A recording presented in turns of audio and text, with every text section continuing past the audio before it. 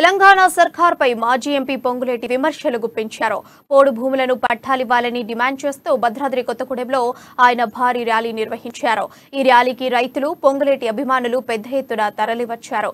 Rally అనంతరం జిల్లా కలెక్టర్కు వినతి పత్రం అందించారు. తెలంగాణ సర్కార్పై విమర్శలు గుప్పించారు. ఇప్పటి వరకు 1 ఎకరాకు పోడు పట్టాలు ఇవ్వలేదని, ఓట్ల కోసమే కేసీఆర్కు గిరిజనులు గుర్తుకొస్తారని ఆగ్రహం వ్యక్తం చేశారు. 2018లో కుర్చీ వేసుకుని పోడు పట్టాలు ఇస్తానని హామీ ఇచ్చి మర్చిపోయారని విమర్శించారు.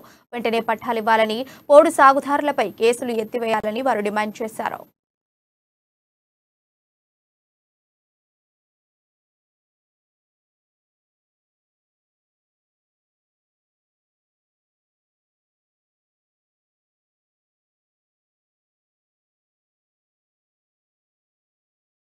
గౌరవ చంద్రశేఖరరావు గారు చెప్పారు, ఎన్నికలైన మరుక్షణం ప్రతి నియోజకవర్గంలో 2 రోజులు నేనే వచ్చి కుర్చీ వేసుకొని అర్హులైన ప్రతి వేలాది మంది వెంట రాగా కలెక్టర్ గారిని కొద్ది నిమిషాల్లో మనం కలవబోతున్నాం.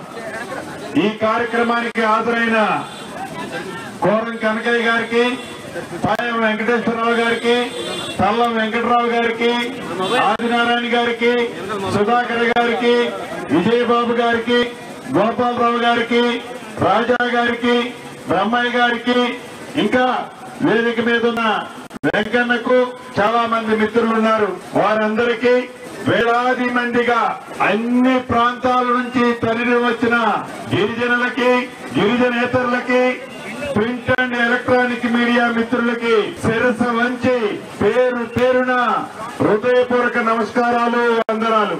శేఖరరావు గారు ఎన్నికలు